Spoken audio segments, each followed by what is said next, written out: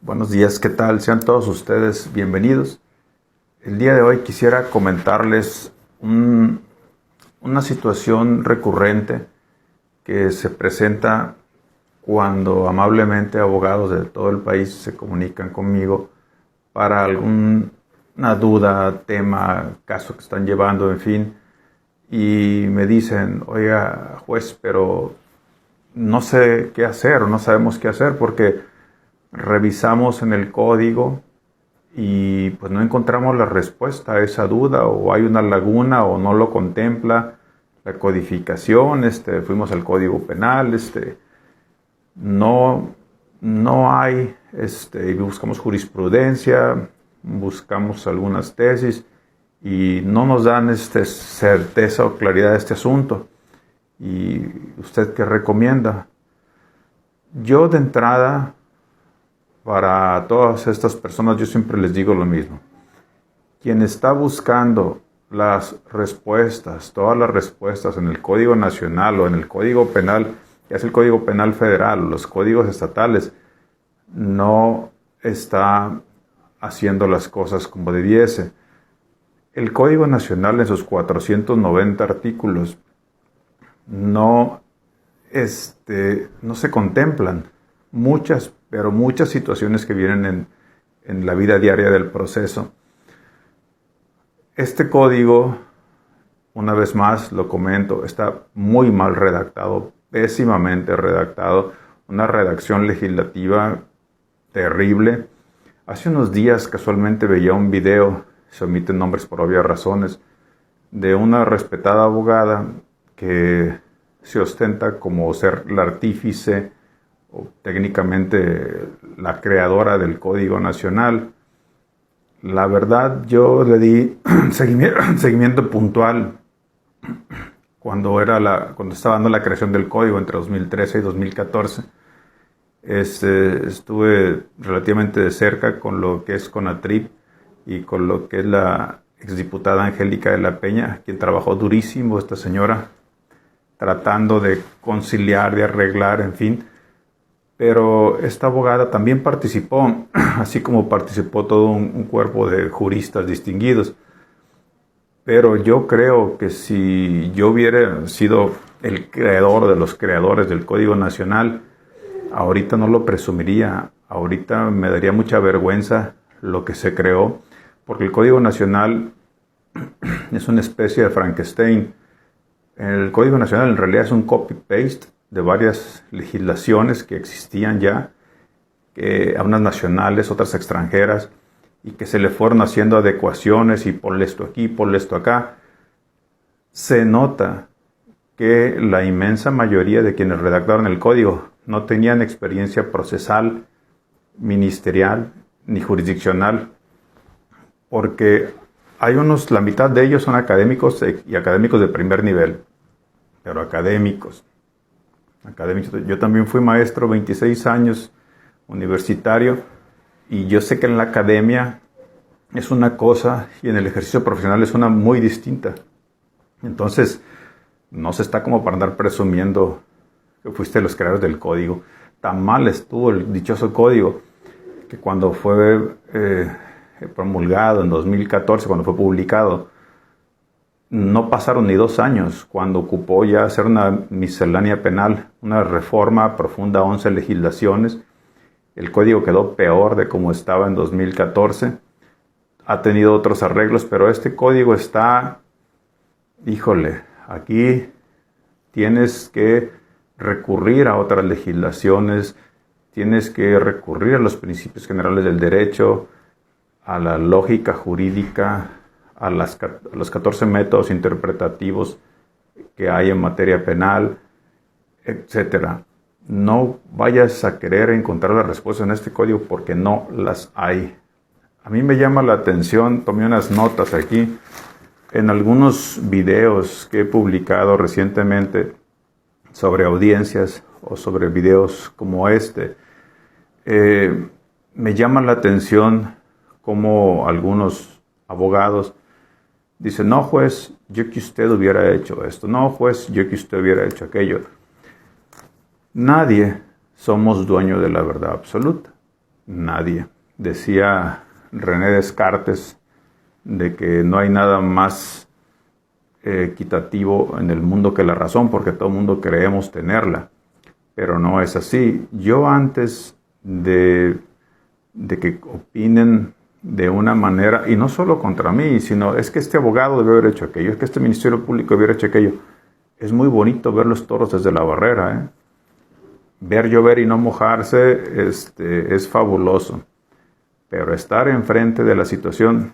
Yo le comentaba a un abogado hace unos días, un abogado de Guerrero, y le decía: oye, abogado, ¿pero qué es lo que te preocupa? No, es que fui a una audiencia, me acaban de nombrar y me dieron solo una semana para preparar la audiencia. Y le digo: la carpeta, ¿cuántas fojas tiene o qué tan compleja es? Es un delito menor, tiene 20 fojas, no tiene nada, pues una cosita así. Y digo: pero tente confianza, ¿qué te preocupa? Los que nos critican a nosotros por nuestras audiencias, por ejemplo, deberían entender el contexto. Nosotros llevamos en ocasiones hasta 10 audiencias por día. Y nosotros no preparamos las audiencias, por lo menos yo, hablo por mí. Muchas veces, yo tengo una audiencia, por ejemplo, de 10 a 11, una inicial, y la concluyo a las 10:40, llego a mi oficina y me dicen: oye, si le puedes cubrir a este juez porque le llegaron más testigos y se va a tardar un rato. Sí, cómo no, me pongo la toga y en la escalera para bajar a la sala me van diciendo: bueno, aquí está la causa tal. Yo bajo a veces esas salas sin saber qué audiencia es, los antecedentes del caso, si es inicial, si es intermedia, si es suspensión, si es del 258. Llega uno y se entera ahí en sala. Entonces, ¿cuánto tiempo vamos para prepararla? Ni siquiera la preparamos. Pero uno como juez no puede decir: solicito diferimiento hasta por una semana para imponerme de los autos. No, señor, ahí te impones en la sala y a como sale. Una vez, recuerdo hace muchos años, un magistrado el circuito aquí, el que revisa las audiencias iniciales, el que revisaba hace mucho tiempo, una vez platicando en charla con sobremesa me dice: oye, juez, fíjate que mis compañeros de la sala y yo estuvimos viendo una audiencia inicial tuya, tal audiencia, y la estuvimos viendo como 3 veces entre los 3, y en la tercera ocasión nos dimos cuenta de un error que tuviste ahí, una imprecisión que salió en la audiencia, y por eso la tuvimos que reponer.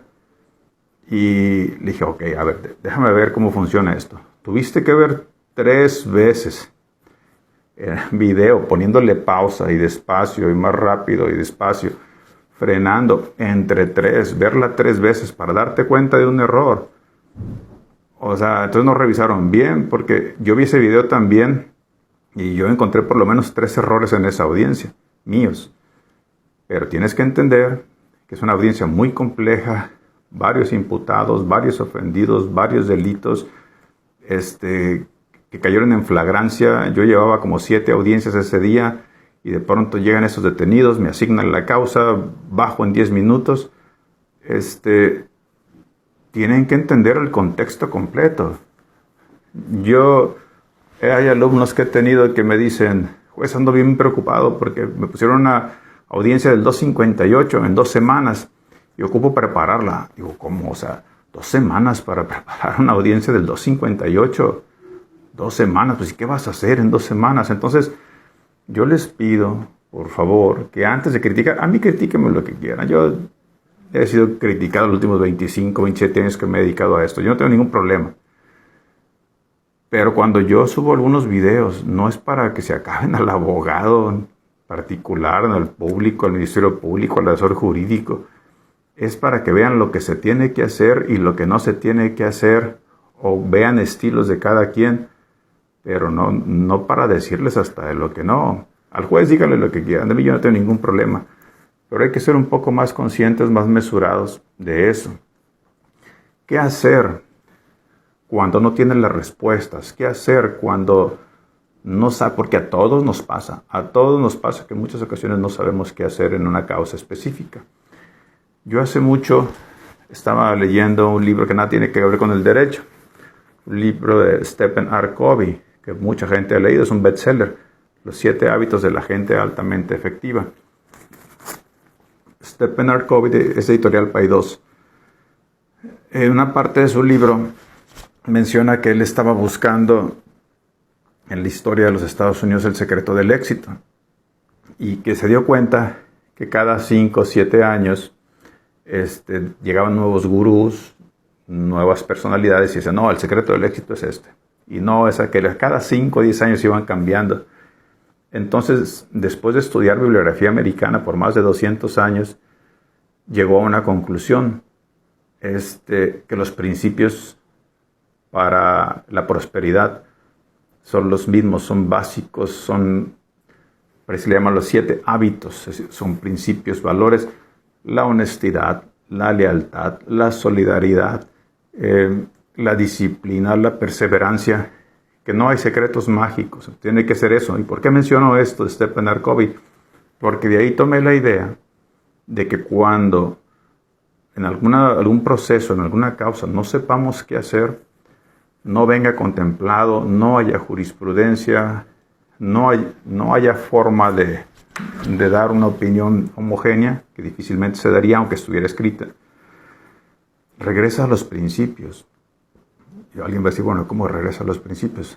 Ok, yo siempre les digo que la respuesta la van a encontrar. Dicen que los buenos penalistas no son los que saben los códigos, sino los que litigan desde la Constitución, desde el derecho constitucional. Si tú te vas al artículo 20A1 constitucional, donde te dicen los fines y el objeto del proceso, respeta eso. Y respetando eso vas a dar con las respuestas. Miren, repito, aquí lo tengo. 20A1 de los principios generales. El proceso penal tendrá por objeto. Aquí te dice, ¿para qué es el proceso penal? El esclarecimiento de los hechos. Pues entonces haz todo lo que tengas que hacer dentro de la ley para que se esclarezcan los hechos. Porque esclareciendo el hecho, pues se resuelve el asunto. Y vas simplemente cumpliendo con las disposiciones normativas. Dice, esclarecimiento del hecho. Proteger al inocente. El inocente no solamente es la parte ofendida de la víctima. El inocente también, obviamente, estamos hablando del imputado, del acusado. Porque pueden ser inocentes en las dos vías, tanto ofendidos y víctimas, como imputados o acusados. Procurar que el culpable no quede impune. Ese es un error legislativo tremendo, que obviamente esos tipos no manejan bien los 16 tiempos del español, del castellano. Procurar que el culpable no quede impune. O sea, eso está muy mal redactado. Debería decir, procurar que el delito no quede impune. Bien, y que los daños causados por el delito se reparen. 20A1 constitucional. Cuando tengas dudas, remítete aquí a la Constitución 20A1 y para cumplir esos principios, haz lo que tengas que hacer dentro de la margenibilidad de la ley. Y por si fuera poco, te remite, hace un copy-paste al artículo 2 del Código Nacional. Permítanme un segundo, por favor. El Código Nacional es técnicamente no solo un copy-paste, es un clon de esto. Artículo 2, Código Nacional, objetos del código. Este código tiene por objeto, también voy a hablar del objeto, establecer las normas que han de observarse en la investigación, el procesamiento y la sanción de delitos. Y ahora sí va la copia de la Constitución. Para esclarecer los hechos, proteger al inocente, es como cuando estás en la escuela y le copias al compañero y le copias hasta los errores de ortografía que tiene el compañero. Le copió la Constitución con todo y error. Procurar que el culpable no quede impune. Quedamos que es procurar que el delito no quede impune y que se repare el daño. ¿Sí? Entonces, y aquí fíjese un dato muy interesante. Ahorita que está en una crisis constitucional este país, en una crisis procesal, en una crisis de justicia tremenda, como nunca había estado en el tiempo moderno, por lo menos de 1821 para acá, dice al final, y así contribuir a asegurar el acceso a la justicia, la aplicación del derecho y resolver el conflicto que surja con motivo de la comisión de un delito. A veces me critican porque dicen, bueno, este juez a lo mejor se está extralimitando o se está apartando un poquito del código o está de manera personal tomando interpretaciones. Bueno, pues en parte de eso nos dedicamos, pero es por eso, para tratar de asegurar que se resuelva el conflicto que surgió de la comisión de un delito. Nadie quiere estar aquí, nadie, ni ofendidos ni imputados, nadie quiere estar aquí. En la medida que puedas, métele humanismo y soluciona el conflicto de lo mejor que puedas para ambas partes. No siempre se puede, pero inténtalo por lo menos. Pero lo que quería tratar es esto, dice, en el marco de respeto de los derechos humanos reconocidos en la Constitución y en los tratados internacionales de los que el Estado mexicano sea parte. Quiero hacer un video pequeño de lo por qué no se debe aplicar la prisión preventiva oficiosa, aún con el bodrio, con el desparpajo jurídico de la reforma del 31 de diciembre de 2024 al artículo 19 constitucional, cuando prohíbe, entre otras cosas, por así decirlo, métodos interpretativos y demás. Fue una barbaridad jurídica. Quiero hacer un video sobre eso, por qué no es aplicable esa reforma, partiendo de un bloque de constitucional, partiendo de lo que es una interpretación y no, partiendo del derecho internacional, etcétera, el artículo primero, el 133, etcétera, pero eso es harina de otro costal. En otro momento, pero en pocas palabras, cuando no sepamos cómo resolver alguna situación porque no está en el código, vete a la Constitución, sobre todo el artículo 20 constitucional, al 16 constitucional, al 14. Allí vas a encontrar algunas respuestas y en el 21 también, entre otros. Entonces, vete al origen, vete a los principios que crearon este sistema acusatorio. Déjeme ver si encuentro alguna nota más que quisiera comentar aquí antes de que se me pase. Bueno, sí, pero son de otros temas. Entonces, para no hacer más largo el cuento aquí, entonces, el origen del video era ese. ¿Qué hacer cuando no encuentres las respuestas? Vete a la Constitución, vete a los principios, vete a qué se busca, cuál es el objeto, el fin del proceso acusatorio en México. Que tengan un excelente día.